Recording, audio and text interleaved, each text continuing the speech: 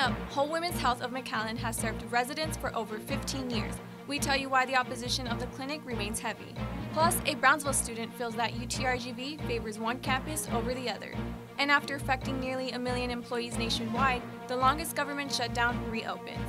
We kick off Black History Month with trivia, and our Spotlight of the Month features SGA President Alejandro Saldivar. We have all this and more. UTRGV-TV starts now.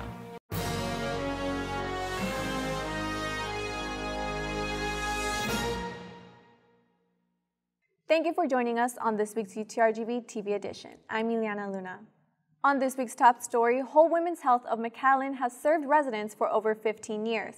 However, opposition to the clinic still remains. Our chief reporter Nathaniel Puente has more on the story.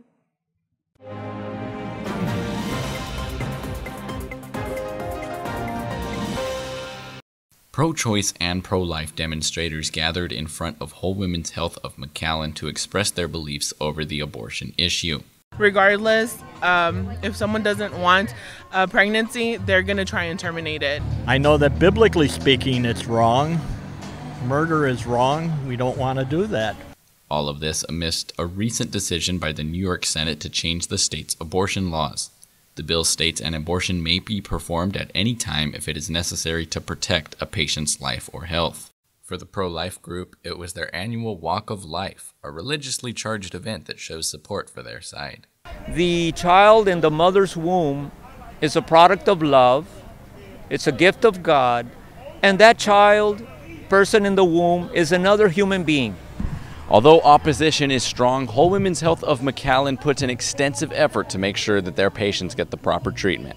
The event fell on the 15th anniversary of Whole Women's Health in McAllen. The center's president, Amy Hagstrom Miller, came down for the anniversary and told us why safe abortion services are vital. Abortion is a normal part of women's health care and a normal part of women's lives. And if we think about how we would want our sister, our mother, our best friend to be treated if she faced an unplanned pregnancy, I think it really gives people pause and makes people think about kindness and compassion and empathy instead of judgment. While New York loosened abortion laws, Texas is one of the strictest states in the nation on the issue, making it tough for Whole Women's Health to properly treat their patients. Every time the Texas legislature meets, it usually passes at least one and sometimes 5 or 6 different restrictions on women's ability to access safe abortion services in the state of Texas, which really provided a lot of barriers for women to be able to access the care and really had no added health benefit. Both sides will continue to show support for their respective side. Reporting in McAllen for UTRGV-TV, I'm Nathaniel Puente. A Brownsville student believes UTRGV favors one campus over the other. Our reporter Marisol Villarreal spoke with that student. The conversation began with a popular Facebook group that is intended for students. But one specific post brought up multiple concerns from students who attend the Brownsville campus. UTRGV Brownsville, a beautiful campus, architecturally pleasing to the eye. What used to be solely UTB is now UTRGV. For one student, the commute from Brownsville to Edinburgh isn't always easy. My minor is theater and it's only over there, so I have to travel between both campuses. And does this campus have a theater or? No, nothing. Like all the classes are over there. Alberto Ovalle Jr. was one of many students to voice his opinions on the student Facebook post. Many Brownsville students were concerned with the lack of school spirit between both Edinburgh and Brownsville campuses. We have done different kinds of programming based on feedback to be able to meet the needs or desires, wants of students, the interests of students. Rebecca Gadsden is the Dean of Students and Vice President for Student Life. She says that she understands the feeling of Brownsville and Edinburgh not being together. Though her department does not deal directly with the data, she says that UTRGV administrators are working on course scheduling.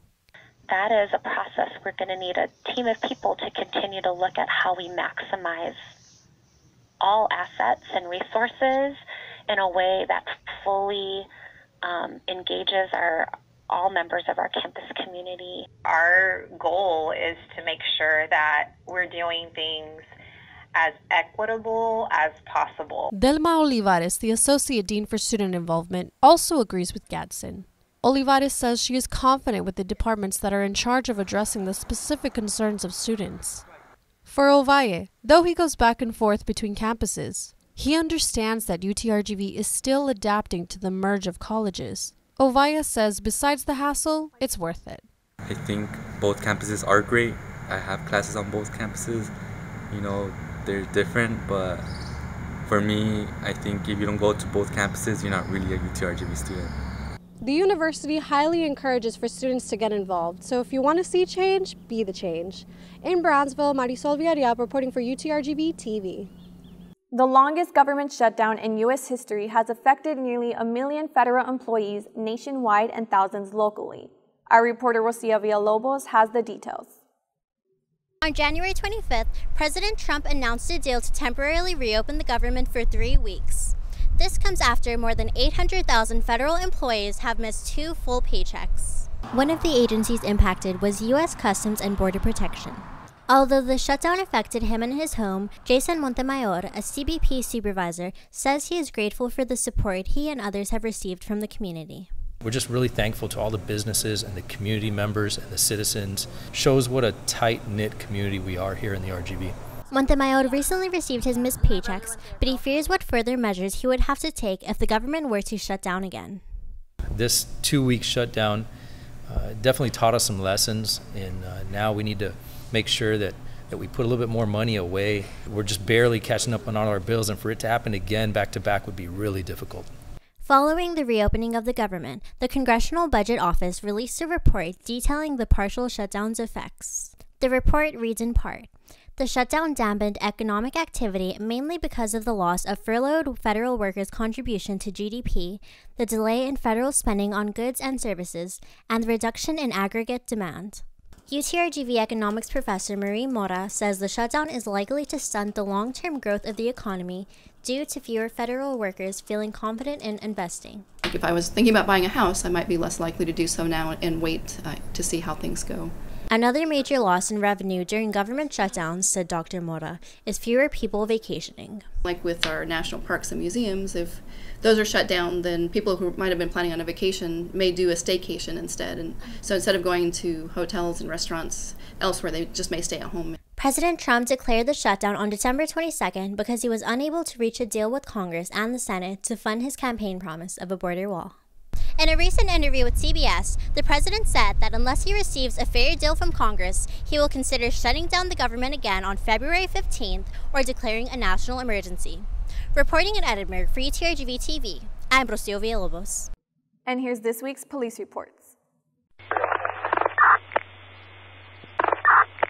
On January 28th, an officer was dispatched to the student union on the Edinburgh campus in reference to an alleged counterfeit $10 bill received by a food vendor. Case is under investigation. On January 29th, an officer responded to the science complex on the Edinburgh campus in reference to a water leak. The water was leaking from a lab located directly above the reported area. Facilities were contacted to assist with the cleanup. It appears paper towels were stuffed into the sink drain and the room and the water left running. The water ran from the 3rd floor down to the 1st floor. The case is under investigation. The next day, a female faculty member reported that a male faculty member touched her hand in a manner she found offensive and provocative in November 2017. The incident has been reported to UTRGV Human Resources. The case is under investigation. And here's this week's sports highlights.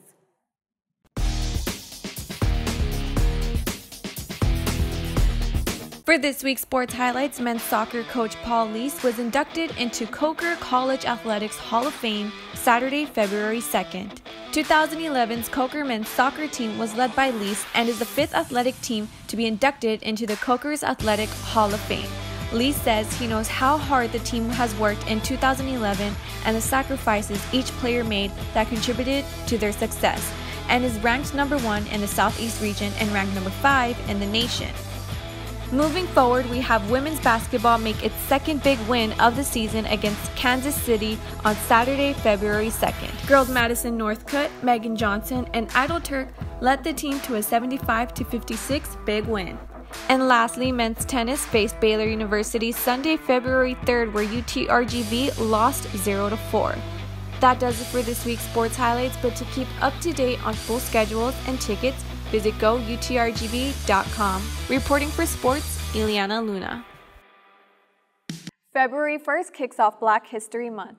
Our contributor Elijah Noriega went out on the streets to test vaqueros on their knowledge of historical figures, dates, and other interesting facts. Hello, we are here on Edinburgh campus. Gonna go inside the university library lobby. We're gonna go see what these students know about Black History Month. Let's go find out. Come on. Excuse me, sir. What's your name, sir? Angelo Cruz. Angelo Cruz. Do you know what next month is? February. And what else? It's Valentine's. It's Black History Month. Oh, so get ready, man. Get ready for those questions. Okay. Do you know where Barack Obama was born? He was born in Hawaii. Sir, what's your name, sir? Robert.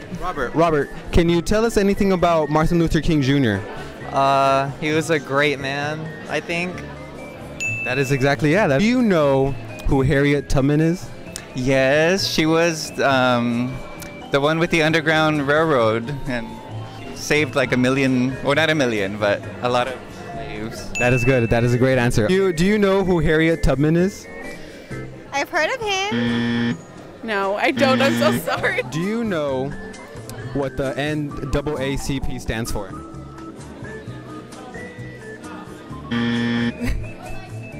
Do you know what year slavery was abolished? 1860. Really? 1864. 1864. It was the Civil War. Oh my God. 67. It was after the Civil War. 1865. Yo, wow, that's good. That's a great guess. Yeah, man. You're the first person to ever answer that correct. All right, and as you can see, some students do know and some students don't. But anyways, thank you for watching. In Edinburgh, UTRGV-TV, I'm Elijah Noriega. For this week's Spotlight of the Month, our assistant station manager sat down with newly appointed SGA President Alejandro Saldivar.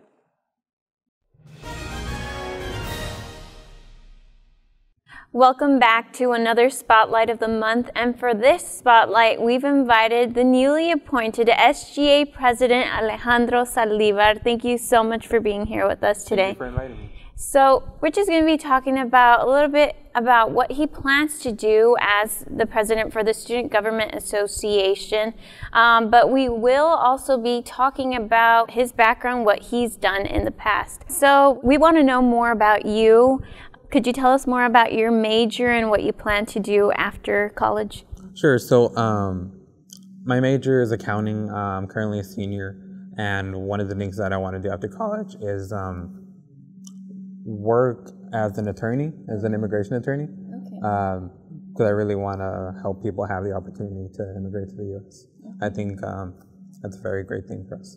So could you tell us more about what you've done in the past? As I already know, you have been the vice president for the Edinburgh campus. Is that correct? Sure. So last term, I served as the vice president for the Edinburgh campus.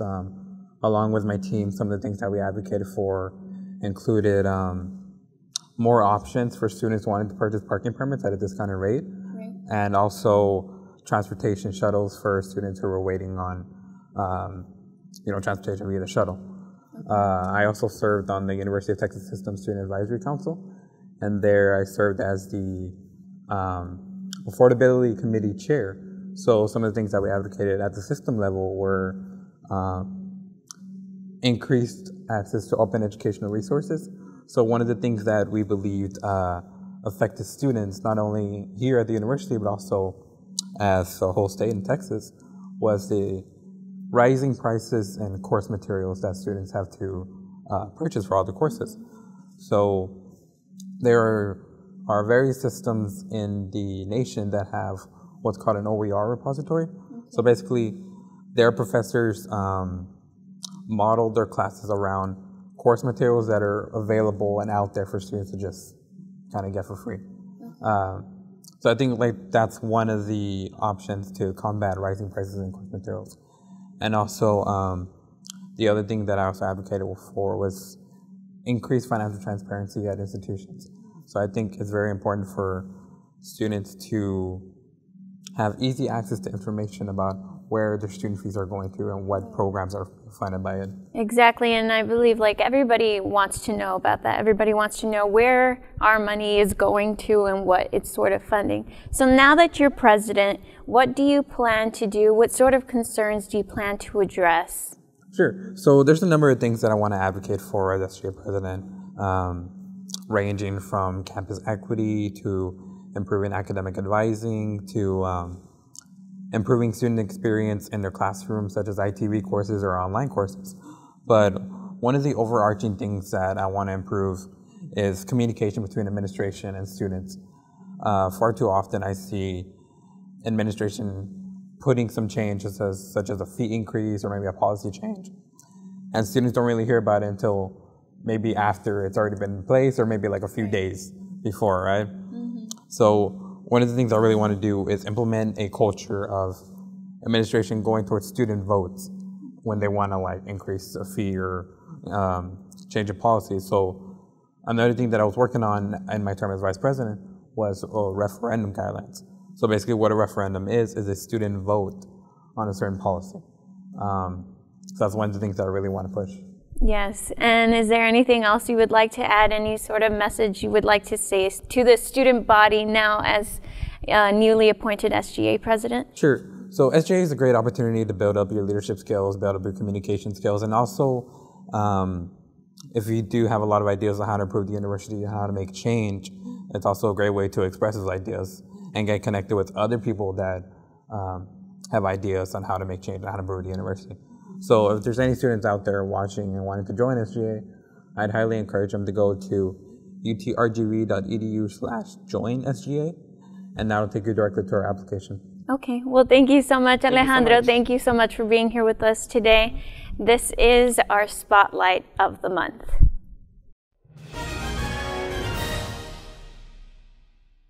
That's all we have for you today, but remember, if you have a story you would like for us to know about or know someone who's making an impact on campus or in the community, you can contact us through our social media or email us at utrgvtv@gmail.com.